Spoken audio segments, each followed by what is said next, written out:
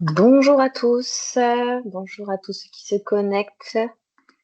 On va attendre quelques minutes encore que tout le monde arrive. J'espère que vous allez bien. Hop, affichage. Voilà. N'hésitez pas à nous dire dans la conversation si vous voyez bien le support à l'écran.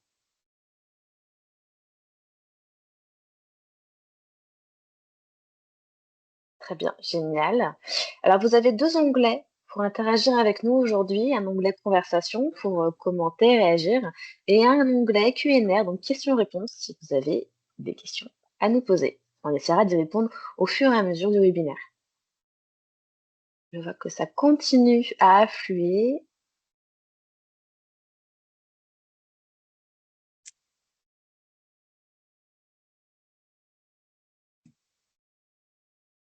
N'hésitez pas aussi à nous dire dans l'onglet conversation d'où vous nous suivez aujourd'hui, c'est intéressant aussi pour nous. Comment vous avez entendu parler de ce webinaire? Personne du Morbihan, près de Lorient.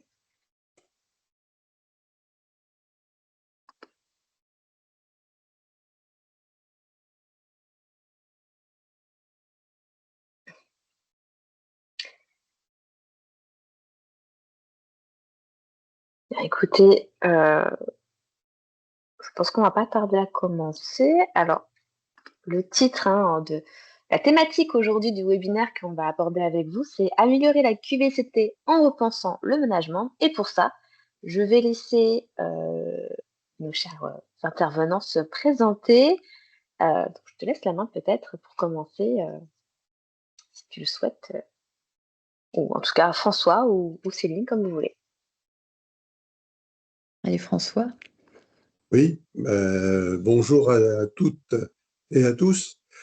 Merci de nous avoir rejoints à ce webinaire sur la QVCT, sur le management. Alors, ça me paraît important de rappeler d'où vient cette réflexion et pourquoi on a construit ce travail autour de la qualité de vie au travail et des conditions de travail. Notre réflexion est partie de notre espace régional du dialogue social, qui fonctionne depuis maintenant plus de 5 ans au niveau de la Normandie et qui fonctionne, on va dire, particulièrement bien avec les organisations syndicales.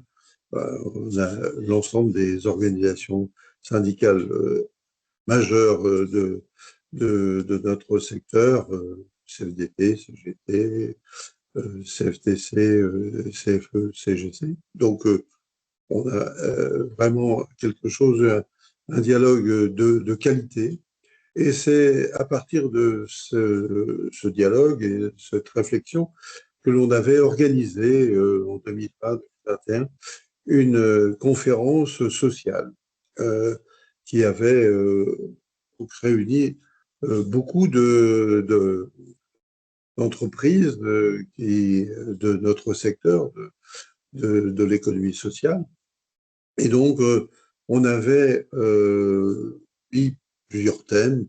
Il y avait la formation, il y avait la qualité de vie au travail, il y avait le management, il y avait aussi l'environnement. Donc, il y avait beaucoup de thèmes, mais en particulier ce thème sur la qualité de vie au travail est revenu souvent. Et au moment de la conclusion de cette conférence de presse, ce thème était toujours extrêmement présent.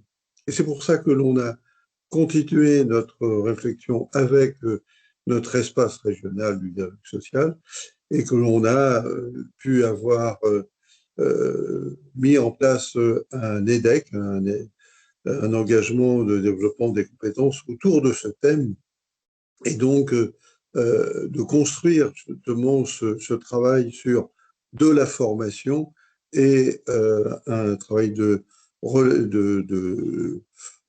va dire concret avec des entreprises de notre secteur.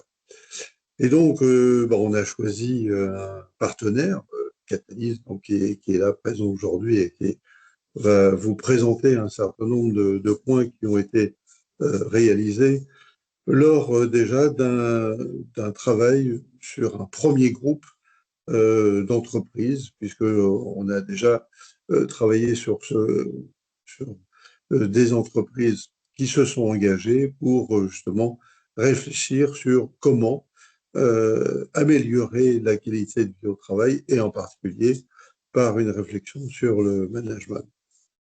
Et donc, c'est ce point-là important autour de formation et réflexion en interne dans les entreprises que l'on souhaite que d'autres entreprises puissent s'engager, puisqu'on a notre EDEC qui va parcourir pendant 3 années sur l'ensemble de la Normandie pour engager effectivement toutes les entreprises qui le souhaitent sur cette réflexion. Donc aujourd'hui, ce webinaire est un webinaire important qui nous permet de dialoguer avec vous, avec responsables RH, responsables de la qualité, voilà, dans les entreprises de l'économie sociale et solidaire et pour vous faire partager justement ce qui a pu être déjà engagé et qui, on pense, peut être engagé dans l'ensemble des entreprises de l'économie sociale et solidaire. Voilà, donc je vais laisser la parole donc, en particulier à Caroline Créton, qui est donc d'où je suis, qui est chargée de projet au niveau de l'UDES Normandie. Et puis à nos partenaires, à notre partenaire Catalyst, donc qui va pouvoir développer un peu les points importants et en particulier de mettre en perspective les projets que l'on a pour cette année 2025. Merci encore à vous de s'être connectés, de partager un temps de travail avec nous ce midi. Merci à vous. Merci François. Peut-être pour continuer, effectivement, Céline, Laurent, est-ce que vous voulez vous présenter? Donc oui, moi je suis Céline Châtelier, donc en charge du pôle conseil aux entreprises à Catalyst. Et c'est vrai, engagée dans dans ce dispositif et dans ce partenariat avec l'UDES Normandie sur cette question du management et la QVCT. Donc, j'ai été amenée donc, à animer la formation auprès de la première promotion. Donc, je parlerai de cette expérience-là. Laurent Denouel, donc moi je suis consultant, chef de projet RH au sein du cabinet Catalyst. Et en complémentarité de Céline, moi j'ai accompagné les structures individuellement, puisque le projet dont on va vous parler a bien une phase collective de formation, une phase individuelle d'accompagnement des différentes structures sur la question de la QVCT. Et Peut-être Caroline. Oui, bonjour à toutes et à tous. Mon François m'a déjà présenté. Moi, je suis Caroline Créton, je suis chargée de projet pour l'UDES en Normandie et j'interviendrai un petit peu plus tard pour parler du dispositif. Alors, c'est vrai que on a, au-delà de cette introduction qui resituait les enjeux et le projet initial, on va vous proposer 3 temps. Un temps pour se redonner des repères sur ce qu'on a mis en articulation finalement au cours de ce dispositif-là, que ce soit sur les temps collectifs ou individuels, c'est-à-dire le travail, le rapport au travail, la QVCT et le rôle singulier de la fonction managériale. Donc là, dans ce premier temps, je vais vous proposer un petit peu nos lectures sur ces ingrédients-là. Ensuite, dans un second temps, Caroline vous présentera ce qu'a été notre dispositif avec les convictions de départ, les principes, hein, le formatage, les modalités qu'on a activées pour construire ce dispositif et accompagner les structures engagées dans la première expérience avec ses enseignements et la projection sur l'année 2025. Et puis, on terminera par des enseignements plus transversaux avec Laurent sur ce qu'on retient justement grâce à cette première expérience, des besoins ou des leviers qui peuvent être réunis autour du portage d'une démarche QVCT et d'un management de cette QVCT et de l'acteur managérial.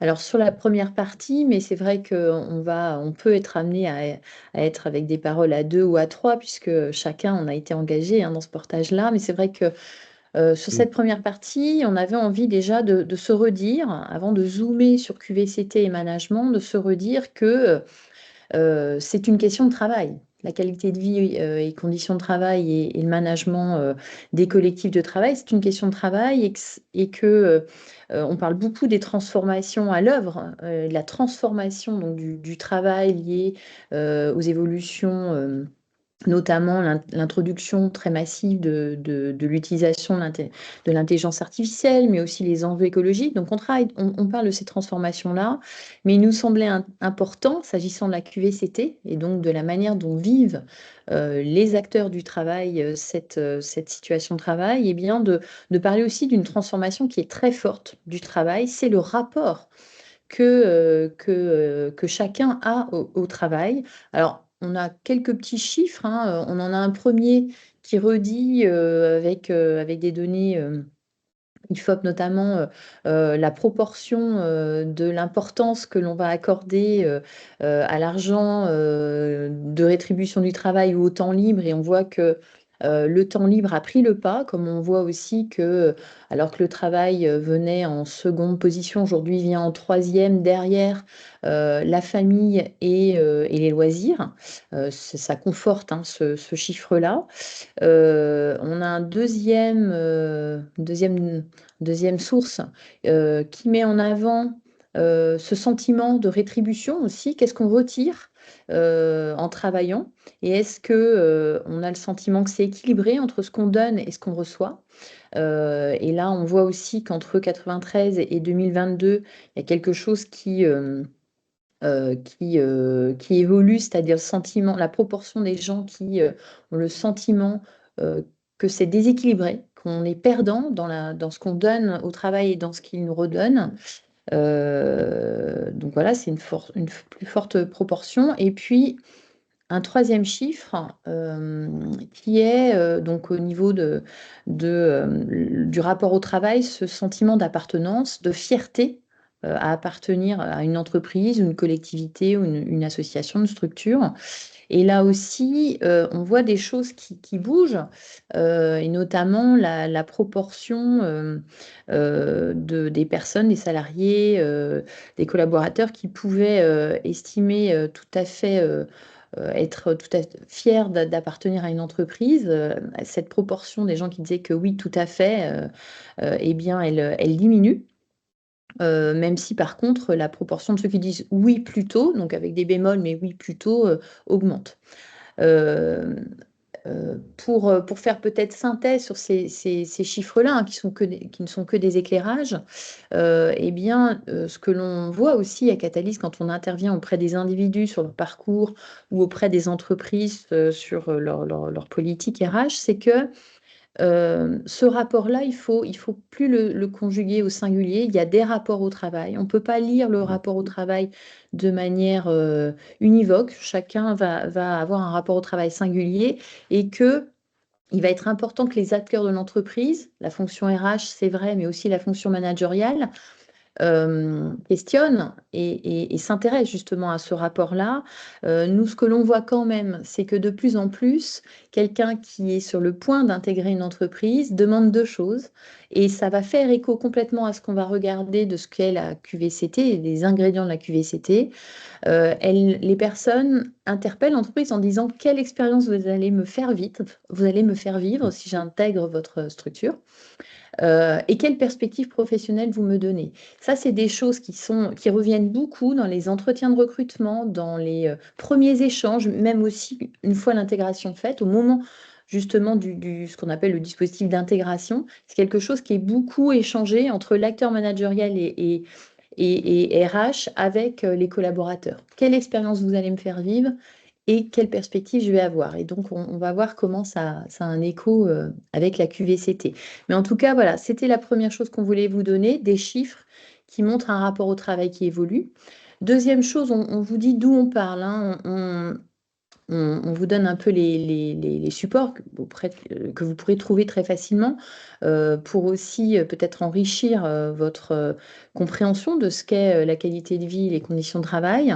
Nous, on se base beaucoup sur un premier écrit qui a été élaboré de manière paritaire, donc par les différents acteurs du dialogue social au niveau national. C'est l'accord national interprofessionnel de 2013. Et puis, bien sûr, il y a plus récemment une loi santé au travail qui vient d'ailleurs faire passer de l'intitulé QVT à l'intitulé QVCT, qui veut mettre le zoom sur la question des conditions de travail et de vie au travail. On s'inspire aussi des études qui sont faites au niveau européen, donc avec des entreprises françaises et européennes, qui mettent beaucoup l'accent aussi sur la qualité de vie au travail. Et puis, il y a un guide pour les structures de l'économie sociale et solidaire, hein, méthodologique, QVT et ESS, et qui nous semble toujours vraiment d'actualité, puisqu'il présente des cas et des enseignements méthodologiques. Donc voilà, on part de ça, mais on voulait vous proposer déjà par rapport à la QVT qui est devenue QVCT une définition. Alors c'est un extrait de l'accord national interprofessionnel 2013, mais qui nous semble intéressant à avoir puisque il met l'accent sur des mots-clés qui font résonance avec ce qu'on vient de se dire du rapport au travail qui évolue. Les conditions de travail, la QVCT, ce sont les conditions dans lesquelles les salariés exercent leur travail et leur capacité à s'exprimer et à agir sur le contenu du travail. Et c'est ces éléments-là qui déterminent la perception, puisque la qualité de vie au travail, c'est quelque chose qui se ressent, la perception par les personnes qui sont investies dans le travail de cette qualité de vie au travail. Donc vraiment cette capacité, ce sentiment de pouvoir s'exprimer sur le travail et agir sur le travail. Et vous voyez, quand les salariés disent aujourd'hui à une entreprise, qu'est-ce que vous allez me proposer comme expérience, c'est intéressant de le relire avec cette définition-là. Est-ce que vous allez me proposer de pouvoir m'exprimer sur le contenu du travail? Est-ce que vous allez me permettre de pouvoir agir sur ce contenu, son sens, son organisation, sur le contenu du travail. Donc c'est intéressant, hein, l'idée c'est de mettre en lien ce qu'on lit des rapports au travail et de ce qu'est l'ingrédient peut-être majeur au cœur, un moteur fort de sentiment de qualité de vie au travail, s'exprimer et agir. Et là, c'est schématique, hein, on se réfère beaucoup aux productions du réseau Anactaract avec donc plus concrètement 6 entrées, 6 ingrédients nécessaires. Alors, on ne peut pas mettre toute son énergie à 100% sur les 6 entrées. Il va falloir peut-être regarder aujourd'hui dans ma structure, dans mon équipe, dans mon entreprise, qu'est-ce qui est à l'œuvre. Mais en tout cas, pour faire avancer les questions de qualité de vie au travail, il y a 6 ingrédients, 6 entrées intéressantes à regarder. Et là, ce qu'on vous a mis, c'est une des ARACT qui nous avait fait ce retour-là, en disant sur les 6 entrées, et de fait, hein, une entreprise sur une année ou une association sur sa mandature va peut-être mettre l'accent, va prioriser avec les acteurs sociaux, va décider peut-être avec sa gouvernance de mettre le primat sur telle ou telle entrée. Mais l'ARACT en question nous avait dit très souvent, les entreprises, les directions, les gouvernances nous interpellent pour être accompagnés sur la santé au travail et l'employabilité, le développement professionnel, donc les fameuses petites flèches orange. Alors que les salariés, quand on les sonde, on fait des baromètres, on fait des questionnaires, on intervient, les représentants du personnel notamment nous interpellent, nous aussi, hein, quand on intervient dans les entreprises, eh bien, plus souvent, et c'est en lien aussi avec ce qu'on s'est dit sur le rapport au travail, plus souvent sur cette question du contenu, du sens du travail, et sur cette question de la relation entre les personnes, de pouvoir dialoguer entre les personnes, discuter sur le travail.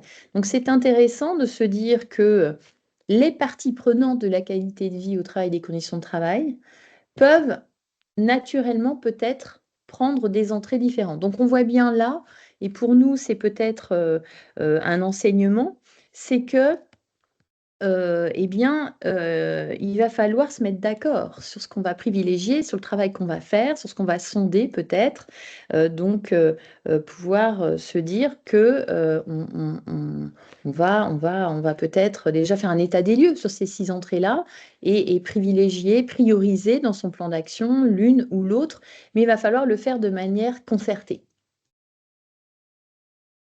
Et donc ça pose cette question-là, de la nécessaire impulsion par une gouvernance, une direction, mais également, hein, et ça c'est notre sujet, mais ça ne peut pas se faire sans le premier, la question opérationnelle par l'acteur managérial.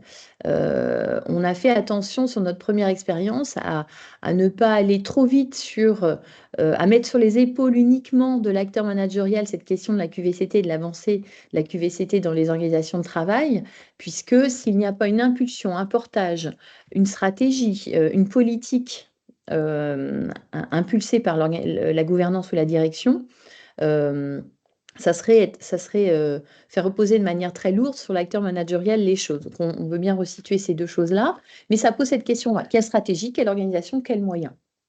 Alors, on vous a dit, hein, on part du rapport au travail, de ce qu'on peut dire de ce qu'est la qualité de vie au travail en lien avec ce que disent les salariés de leur rapport au travail.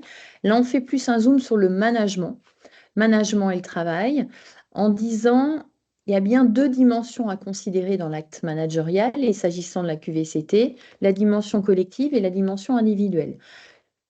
Au fur et à mesure de nos interventions dans les entreprises, dans les associations, dans les structures et les collectivités, on voit que parfois, dans les pratiques, dans les cultures organisationnelles et managériales, on est plus sur la dimension collective, beaucoup plus par exemple sur les réunions collectives. Alors que dans d'autres structures, on va plutôt avoir un primat ou une pratique ou une culture plutôt des temps individuels, des entretiens par exemple. Ce qu'on rappelle, nous, c'est qu'un collectif de travail, il est à considérer dans l'acte managérial. Ça pourrait se réduire à la juxtaposition d'individus, et parfois c'est ce qu'on constate, alors que si on veut réellement qu'il y ait une dynamique collective, eh bien, il va falloir 2 ingrédients. Yves Saint-Laurent Yves Saint-Arnaud, pardon, nous le réaffirme. Il faut un objectif commun et il faut de l'interaction. Donc, si on travaille sur la pratique managériale, on peut se dire comment l'acteur managérial va réinterroger, va vérifier qu'il y a bien un objectif partagé et va donner les conditions d'interaction. Et là encore, on relie avec ce qu'on s'est dit précédemment sur la QVCT. Donc ça, c'est plus sur la dimension collective. Et le partage individuel aussi, hein, cet objectif et de cette volonté d'interagir. Et puis deuxième zoom sur le management qu'on voulait faire, toujours qui à la fois considère la dimension collective et individuelle, et c'était bien la slide d'après, c'est de considérer, en plus de la nécessaire dynamique collective à développer, à travers un objectif commun des interactions, c'est la nécessaire prise en compte des besoins psychosociaux, des besoins psychosociaux qui sont des besoins qui sont collectifs et des besoins qui sont individuels. Ce besoin d'interaction dans un environnement social, qu'est le travail, eh bien, ça peut porter des risques, et on parle beaucoup de risques psychosociaux, l'absence de soutien, par exemple, l'isolement.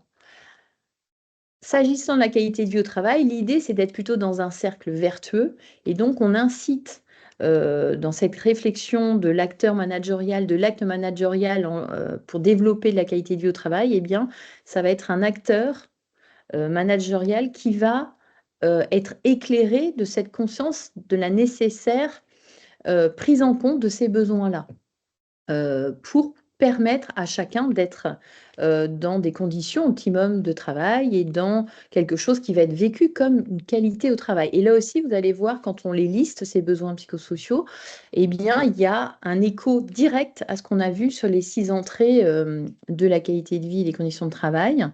Et donc, c'est la slide d'après. 4 besoins psychosociaux.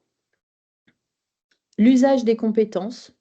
Est-ce que dans notre manière d'organiser le travail, dans les temps individuels, par exemple l'entretien professionnel, dans l'acte managérial, on va permettre aux collaborateurs de développer leurs compétences, d'utiliser leurs compétences. Donc, c'est la question de ce besoin de pouvoir faire usage de ces compétences.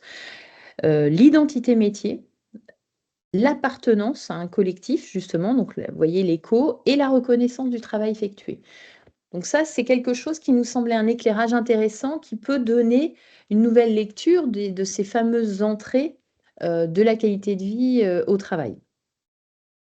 Et là, je pense que voilà. Et dernière chose qui fait encore écho avec les entrées QVCT et aux besoins psychosociaux de pouvoir appartenir, échanger, développer ses compétences, eh bien, c'est ce schéma qu'on a beaucoup échangé avec les structures engagées dans la première expérience, qui permettent aussi d'éclairer l'acteur managérial. Dans quel espace-temps les salariés peuvent échanger. Notamment, on va zoomer sur l'espace-temps que peuvent représenter les dialogues professionnels, mais aussi toujours dans une version collective, les réunions par exemple, et plus individuelle, les entretiens, pour parler du travail, pour pouvoir le questionner, pour pouvoir le faire évoluer, revenir sur les expériences, les difficultés, donc à chaud, mais aussi à froid sur le travail.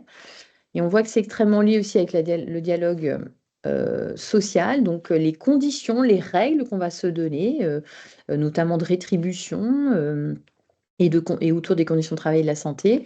Mais on a aussi l'acteur direction, administrateur, de gouvernance, et donc on parle aussi d'un autre dialogue qui est le dialogue de gouvernance. Et comment ça s'articule, comment ça se reconnaît ce schéma-là, c'est vrai que pour les acteurs managériaux et de gouvernance avec lesquels on a travaillé sur ce schéma, c'était aussi une nouvelle lecture de faire parler les leviers qui peuvent permettre d'être opérants sur une dynamique de qualité de vie au travail.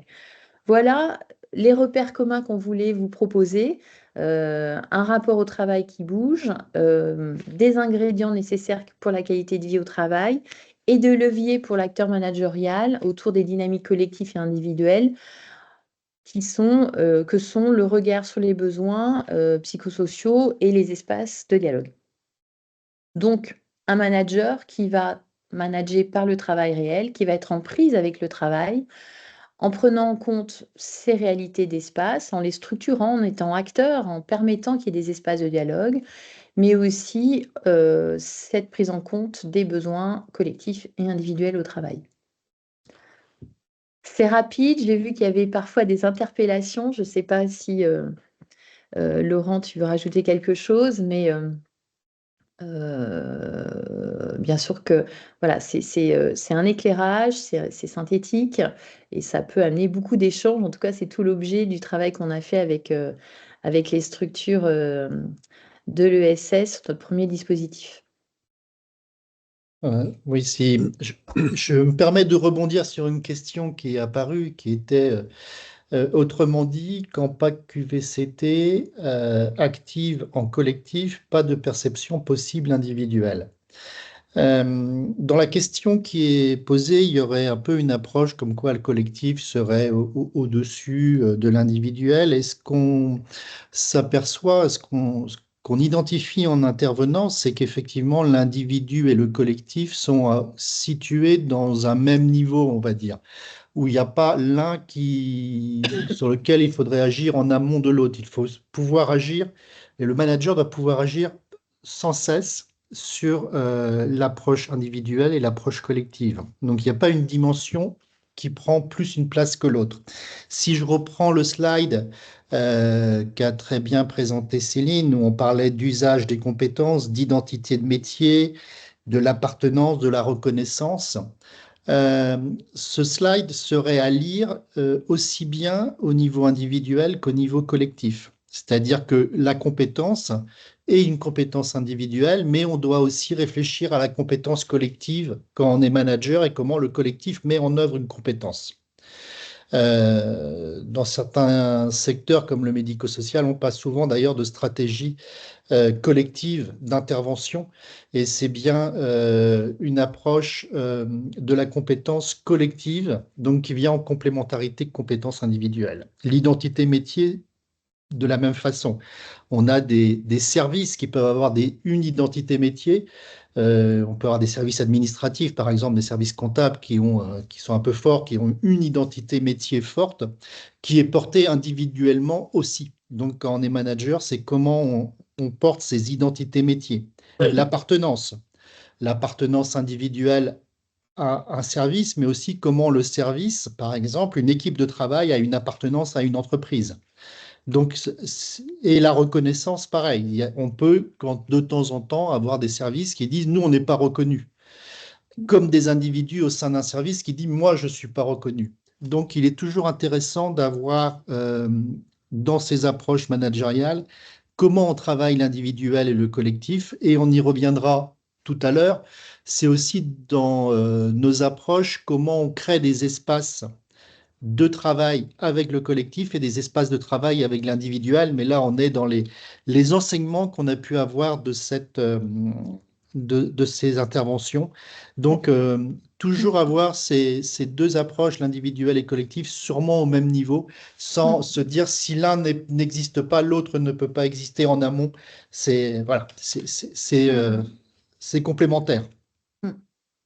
Mais certaines cultures d'entreprise, effectivement, vont être plutôt dans des usages de temps collectif strictement Tout à fait. ou individuel.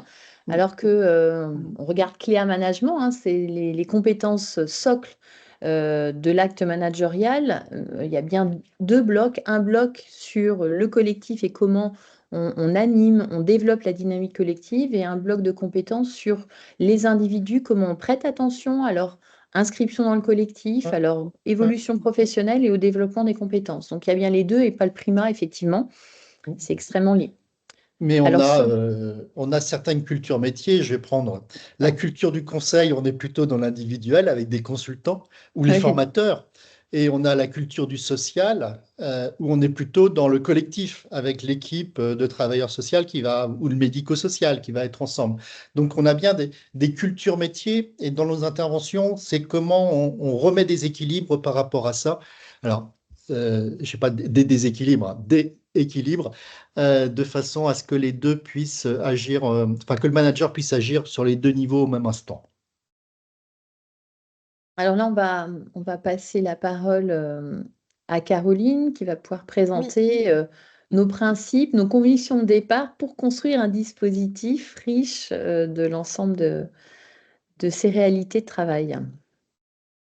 Merci Céline, merci Laurent. Alors en effet, je vais vous présenter rapidement un petit peu le dispositif. Je vais juste peut-être redire vraiment qu'à l'origine, notre objectif, c'était vraiment que les structures qui participent puissent impulser concrètement un changement dans leur structure. Et il y avait vraiment cette idée de aboutir sur quelque chose de concret. On a conscience qu'il y a des dispositifs qui existent, etc. Et là, on voulait vraiment quelque chose qui soit fait sur mesure pour pouvoir aboutir à un changement effectif. Donc, on est parti de plusieurs intuitions pour cette première expérimentation qui a eu lieu fin 2023 et courant 2024. on était parti du principe qu'il y avait une vraie plus-value à travailler en collectif, avec un collectif de structures qui soient vraiment différentes, qui soient de taille, de branches différentes, et que ça pourrait permettre de décloisonner, d'échanger, de regarder peut-être autrement les problématiques des uns et des autres. Donc ça, c'était une première chose. On voulait aussi alterner en fait l'aspect collectif et l'aspect individuel. C'est-à-dire qu'on a conçu quelque chose qui combine à la fois des temps de formation, donc en collectif, toutes les structures mélangées, et des temps vraiment individuels pour pouvoir faire du sur-mesure et accompagner chaque structure individuellement entre voilà, ces différents temps formatifs. On était parti d'une autre intuition, mais intuition et un petit peu plus que ça, parce que Céline le rappelait aussi dans sa présentation, c'est l'importance d'avoir toutes les parties prenantes présentes dans le dispositif. Donc, on voulait vraiment que chaque structure puisse participer avec un trinôme qui représente à la fois l'employeur, parce qu'il faut une impulsion, il faut l'aspect stratégique dont parlait Céline tout à l'heure, le manager, quelqu'un qui est en tout cas sur une position de management de proximité, puisque c'est là-dessus qu'on avait vraiment ciblé la formation, et puis un représentant du personnel, parce que il a été évoqué tout à l'heure, les différences de perception, le retour de l'ARACT qui disait qu'en fait, les salariés, les employeurs peuvent solliciter sur des éléments différents. Donc, il y avait vraiment cette volonté aussi d'associer pleinement les salariés au dispositif. Donc ça, voilà, c'était vraiment nos intuitions de départ. Peut-être pour présenter très rapidement le dispositif, donc on était sur 5 jours de formation collective avec un accompagnement individuel en parallèle. Je laisserai peut-être Laurent redire un petit mot dessus, voilà, ou Céline. En tout cas, moi, je voulais dire peut-être un dernier mot sur la première, donc ce premier dispositif qui a eu lieu, et notamment sur l'évaluation qu'on a pu faire. Alors en gros, donc le dispositif a eu lieu fin 2023 jusque voilà 2024 pour les accompagnements, et on a une évaluation qui a été faite entre avril et juin, et qui voilà, donc à un moment donné où toutes les accompagnements n'étaient pas terminés. Voilà, donc ça qui est important aussi. On a 7 personnes sur 12 qui ont répondu au questionnaire, et globalement, les personnes étaient satisfaites, voire très satisfaites du parcours. Cette première évaluation nous a en tout cas permis de confirmer les intuitions de départ, c'est-à-dire que le mélange des tailles, des branches et la participation du trinôme, pour le coup, c'est des questions qu'on a posées directement aux structures, et elles étaient toutes très satisfaites de cet aspect-là. Donc ça, c'est quelque chose qu'on s'est vraiment dit qu'on souhaitait poursuivre. Voilà, et puis alors malgré le fait que les accompagnements n'étaient pas terminés à l'époque de cette évaluation, pour le coup, les structures ont aussi toutes annoncé qu'elles étaient satisfaites, en tout cas qu'il y avait déjà un impact visible sur l'amélioration de la QVCT et sur la définition de leur politique, sur le pilotage aussi, etc. Donc c'était une évaluation assez positive. On a quand même retiré voilà, quelques petits éléments perfectibles, mais ça a confirmé en tout cas nos hypothèses de départ. C'est-à-dire dire qu'en tout cas, un frein qui a été évoqué quelquefois, c'est la sous-estimation du temps nécessaire aux travaux. Ça, c'est assez important. Une personne mentionnait aussi la difficulté de financer ce temps de travail. En revanche, les réactions des collaborateurs extrêmement enthousiastes, voilà. Donc, je m'arrête peut-être pour ici, et puis je laisse éventuellement Céline et Laurent compléter avec d'autres éléments. Et je reste disponible pour toute question. Peut-être, Laurent, juste présenter en schéma finalement la traduction de ces convictions et de ces leviers identifiés pour pouvoir construire et accompagner les structures. Oui, alors donc le schéma d'intervention qui va évoluer un peu parce que pour la première expérimentation, nous n'avons pas réellement mis les diagnostics par structure comme au démarrage. Donc là, nous avons vraiment le souhait que sur la prochaine session, on démarre par un diagnostic par structure qui permettra d'avoir un diagnostic un peu global de la structure, mais avec une clé d'entrée forte sur la QVCT, et donc comment aussi le management se positionne par rapport à ce projet QVCT.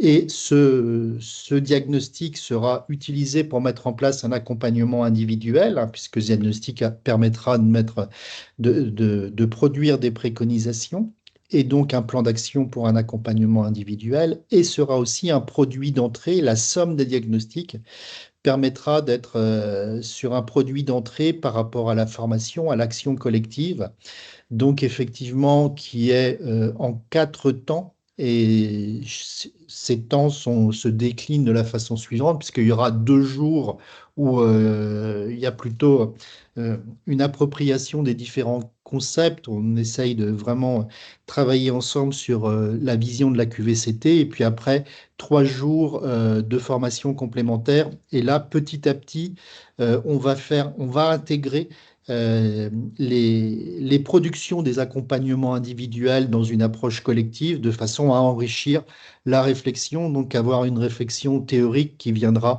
se croiser à quelle mise en œuvre pratiquement au sein des structures, et comment la théorie et la pratique peuvent permettre d'avoir des enseignements, de capitaliser, de mettre en œuvre des expérimentations, et puis pour avoir une capitalisation et un enrichissement de l'ensemble des acteurs présents, et puis pour l'UDES aussi de pouvoir avoir une communication au-delà des acteurs présents dans la salle et dans ces temps d'accompagnement individuel. Tout ça, on mettra bien en place des indicateurs, un suivi, une capitalisation, de façon à ce qu'on puisse enrichir l'ensemble de la démarche. Donc, vous voyez une démarche individuelle, collective, qui va venir se croiser pour arriver, on espère, à une production, et on en est convaincu, à une production qui pourra être utilisée par l'UDES de façon plus large. Je suis désolée, mais il y avait, je le dis pour les personnes qui sont avec nous, il y avait bien le logo UDES en haut à gauche.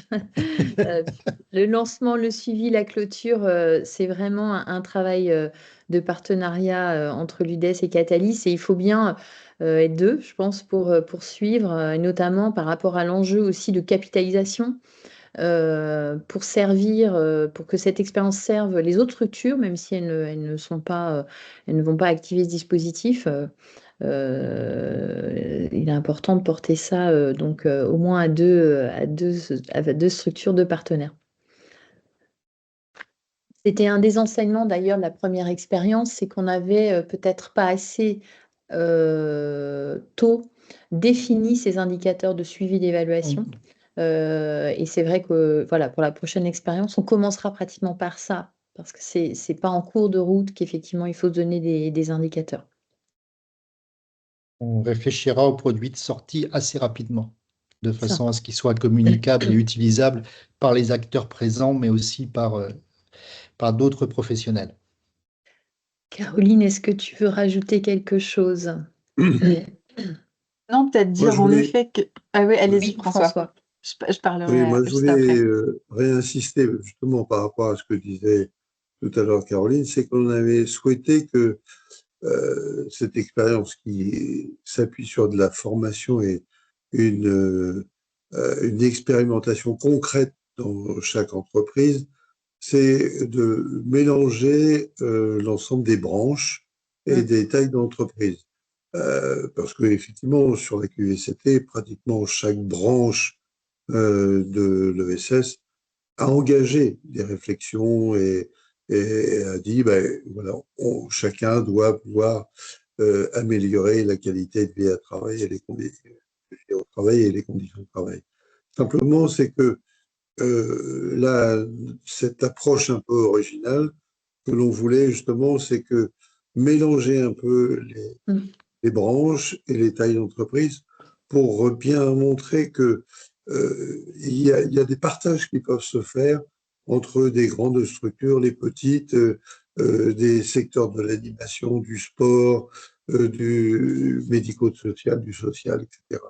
Et c'est un peu ça que l'on porte au niveau régional et que l'on souhaitait donc attirer un peu l'ensemble des entreprises à rentrer dans cette dynamique.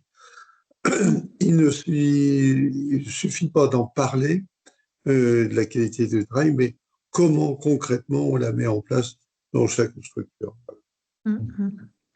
Et c'est vrai que ça a contribué aussi à de la prise de hauteur ou prise de recul. On avait voilà, des personnes qui étaient d'une radio, d'autres l'intervention à domicile, ou des institutions d'accueil. Et c'est vrai que ça permettait vraiment d'identifier dans son fonctionnement ce qui pouvait déjà être des leviers et peut-être imaginer des nouvelles voies parce que une structure d'un champ différent l'avait emprunté. Et ça, ça a été très très riche. C'était vraiment, ça fait partie des choses qui dès le départ ont été publicitées dans le dispositif dès la première session collective.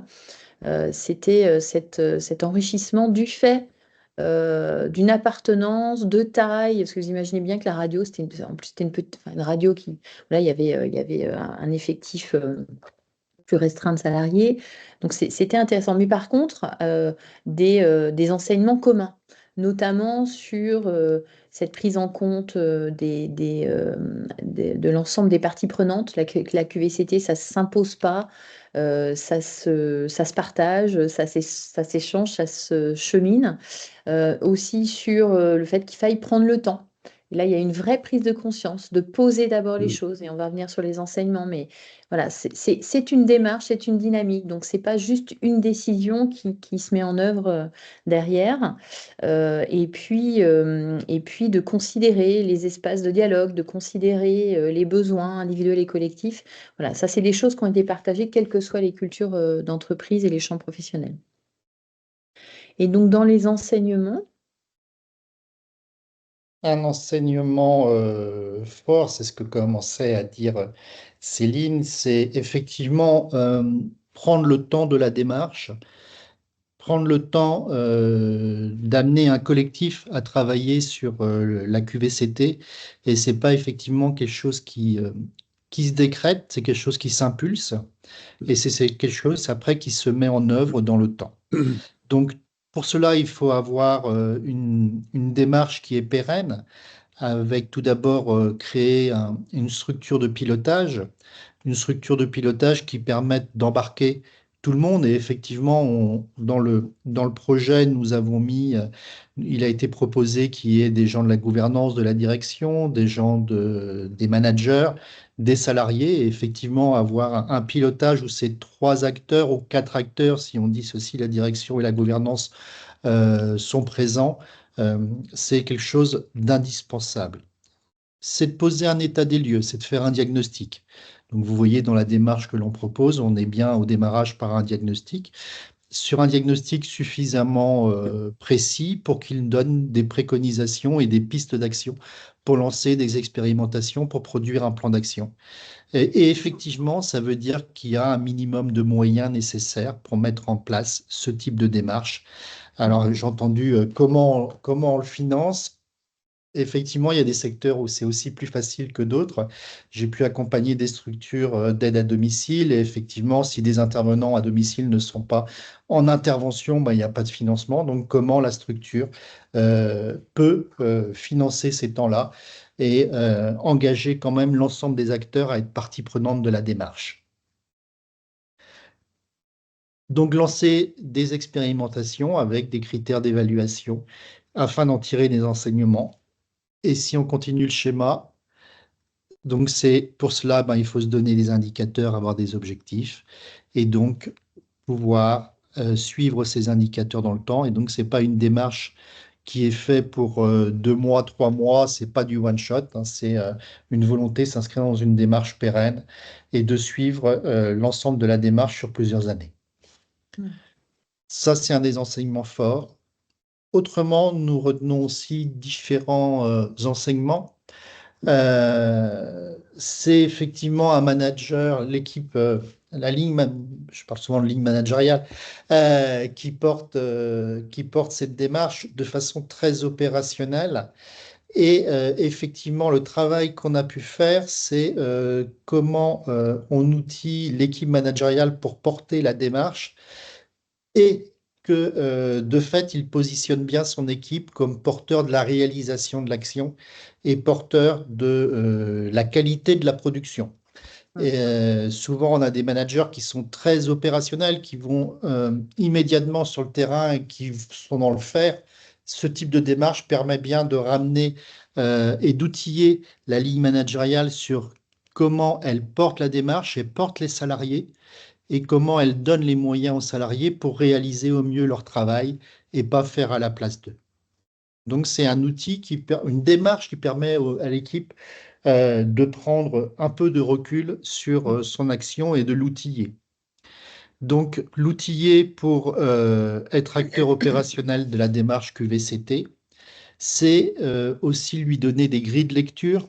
Donc on a vu un schéma avec 6 clés d'entrée et souvent on a des managers qu'on peut rencontrer sur comment est le climat social chez vous, comment ça se passe. Ah, en ce moment, ça va bien. Et bien là, au-delà de en ce moment, ça va bien, c'est concrètement sur mes 6 indicateurs, même si je n'en retiens que 2, enfin que 3, que 4 ou que 5, et je ne prends pas l'ensemble, mais au moins, j'ai une grille de lecture qui permet à minima de décomposer ce qu'est ce climat social et de pouvoir objectiver à minima sur ces différents acteurs pour pouvoir dire effectivement le climat social est aujourd'hui à tel ou tel niveau.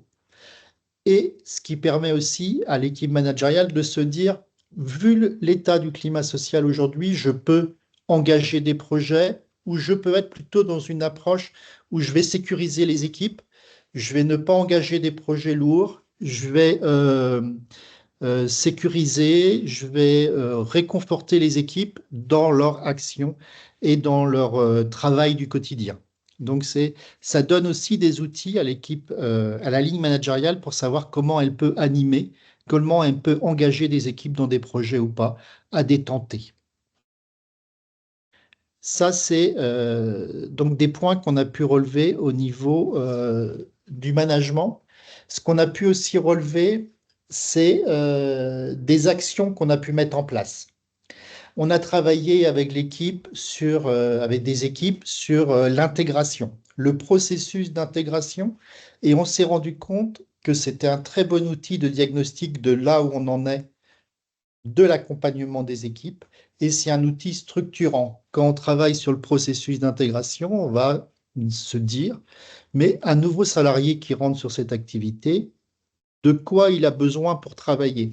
Et souvent, quand on commence à mettre à plat le quoi il a besoin pour travailler, l'équipe autour de la table avec qui on travaille, le manager, les salariés qui sont dans le groupe de travail se disent, mais nous, on ne fait pas ça aujourd'hui. Nous, on n'a pas eu cet apprentissage-là. Donc voilà, c'est un outil de travailler sur un processus d'intégration. Au-delà que c'est indispensable pour intégrer un nouveau salarié, ça vient aussi retravailler nos pratiques. Donc c'est un outil qui permet d'enrichir toute la démarche de QVCT. Construire les dialogues professionnels est effectivement un temps aussi fort. Donc on travaille sur l'entretien professionnel, mais plus largement, c'est comment on crée des temps avec les équipes pour travailler avec elles sur les points récurrents où ils ont problème. C'est-à-dire qu'on va mettre à plat des difficultés qui peuvent être rencontrées et comment on travaille avec eux à froid et pas le à chaud dans le couloir, t'as qu'à faire ça, mais le à froid, comment on fait ensemble pour trouver des solutions, des réponses qui vont être pérennes. Souvent, les travaux, les réflexions dans les couloirs ne s'inscrivent pas dans des pratiques professionnelles, viennent répondre à un tenté. Comment, à un moment, on travaille sur des questions, des problématiques à froid, et on vient inscrire ça dans nos pratiques professionnelles. Et donc, on est bien sur des pratiques professionnelles individuellement, comment je fais, mais c'est aussi collectivement. Et c'est là où on retrouve l'idée d'une compétence individuelle et d'une compétence collective. Me Plus permets juste, largement, Laurent, par rapport à ça, je refais la boucle du début de notre échange. Ce que demandent les salariés, les collaborateurs aujourd'hui, hein, c'est quelle expérience, et quand on regarde la définition de la QVCT, comment je peux dire et agir sur le travail, ces espaces de dialogue professionnel à froid, qui peuvent être collectifs ou individuels, mais collectifs, c'est intéressant. Et c'est des espaces où justement les salariés, les collaborateurs vont pouvoir dire des choses sur le travail, son contenu, son organisation, et agir en faisant des propositions, par exemple, de résolution de ces problèmes récurrents qui nous prennent du temps, qui nous usent parce que c'est récurrent. Et là, on a le sentiment qu'on va pouvoir peut-être résoudre des choses et donc agir concrètement sur le travail. Vous voyez, c'est juste un exemple pour dire, penser le dialogue professionnel à froid, c'est se donner cette opportunité de pouvoir dire, de pouvoir agir sur le travail. Et ça fait la boucle avec ce rapport au travail qui évolue aujourd'hui et ce moteur qu'on a dit, hein, c'est au cœur de la QVCT, de pouvoir dire et agir. Et puis un enseignement aussi en complémentarité, c'est d'instituer des temps de dialogue collectif individuel qui permettent euh, ben, de travailler avec l'équipe, avec son équipe sur les pratiques professionnelles, sur comment ils ont de l'information, ils ont la compréhension de leur situation de travail, de la compréhension de l'entreprise et comment individuellement on accompagne un salarié qui peut avoir un certain nombre de questions, de problématiques qu'il rencontre, de je vais pas bien en ce moment, et ben comment on crée un espace pour lui pour pouvoir écouter ce temps. Voilà. Donc ça revient aussi à la question le collectif et l'individuel, et comme vous voyez, le collectif et l'individuel, pas un au-dessus de l'autre, les deux ensemble. Et je vois qu'on est passé à merci. Et peut-être, non, mais peut-être juste reprendre le schéma, parce qu'il n'y a pas que moi qui remercie en plus. Le schéma où on présente le dispositif pour 2025, hein, puisque du coup, c'est la réponse qu'on fait ensemble, l'UDES et Catalyst, à ces enseignements et à accompagner justement la revisite du management pour développer la QVCT. Peut-être en disant que on a ouvert 2 créneaux possibles, hein, un lancement d'une nouvelle promotion qui pourrait être les 22 et 23 mai pour les temps collectifs de formation, hein, les 2 premiers jours, et puis un autre qui pourrait être les 25 et 26 septembre de cette année. Peut-être que vous voulez rajouter quelque chose, mais voilà, c'est ce qu'on veut mettre, hein, effectivement en perspective, c'est dire, bah, on a avancé, on a travaillé avec une première promotion, et cette année, bah, l'idée, c'est de proposer à d'autres structures de l'ESS de pouvoir intégrer ce dispositif avec deux fenêtres de tir, une en mai, une en septembre. Je viens juste de partager, là, pour compléter ce que tu disais, Céline, un lien sur le chat pour les personnes qui souhaitent éventuellement se préinscrire ou juste obtenir des informations, qu'on puisse voir ensemble les modalités de financement, etc. C'est vrai qu'on n'en a pas parlé, mais on a des prises en charge spécifiques, donc il y a vraiment possibilité de s'arranger pour que ce soit au moindre coût pour les structures. Donc voilà, j'ai mis le lien dans le chat. Super. Oui, c'est ce qu'on disait d'ailleurs, c'est de candidater assez rapidement parce que l'année 2025 se déroulant parfois assez rapidement sur les 6 premiers mois, faisant appel à chacun de vos OPCO, et il faut réserver le financement, donc et c'est bien de le faire avant juin de cette année, enfin de l'année, afin de réserver tous ces fonds de formation pour pouvoir engager effectivement cette deuxième et troisième session en septembre. Voilà. Ben, j'espère qu'on vous a convaincu. Merci à Céline, merci à Laurent, merci à Caroline et Morgane voilà, d'avoir organisé ce temps, ce webinaire. Nous espérons pouvoir nous engager dans cette démarche. On en est convaincu que c'est des démarches gagnantes pour tous, pour l'organisation, pour les structures et surtout pour les salariés, que cette qualité de vie au travail et les conditions de travail s'améliorent pour tous. Voilà, je pense que, alors, je ne sais pas si On est Céline on est peut en vraiment faire dans les une autre. temps, Ah, en tout voilà, cas. j'ai Et, vu 29. Et c'est vrai que, alors, il y a peut-être des structures, mais il y a peut-être aussi des consultants, des partenaires. En tout cas, l'idée, c'est que on puisse aussi, peut-être au-delà de ce webinaire, hein, de se reparler, d'échanger, de continuer à travailler, puisqu'effectivement, c'est une longue aventure, hein, la QVCT, et puis d'inscrire. Et je vous remercie, l'UDES, de nous avoir permis de réfléchir plus particulièrement à cette pratique managériale et comment, en la revisitant, on peut, et c'est pas le seul levier, mais du coup, activer peut-être un levier singulier pour faire avancer les questions de qualité de vie au travail, conditions de travail dans les organisations et dans les entreprises. Donc, à bientôt à vous tous et puis merci d'avoir participé. À Merci bientôt, beaucoup. merci. À Merci à tous. bientôt. Très Merci, bonne au journée. Au revoir. À bientôt.